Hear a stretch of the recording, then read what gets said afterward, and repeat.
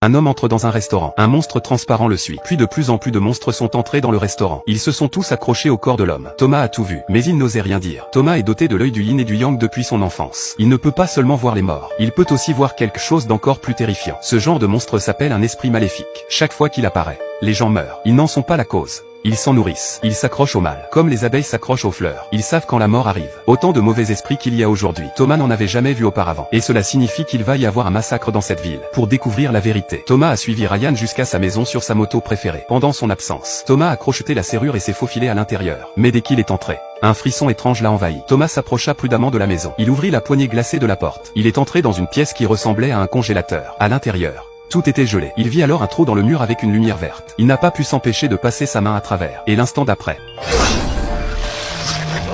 Thomas s'est retourné et a couru. Mais c'était comme un trou noir infini. Il faillit être englouti. Il se cacha précipitamment derrière la porte pour observer. Il vit sortir beaucoup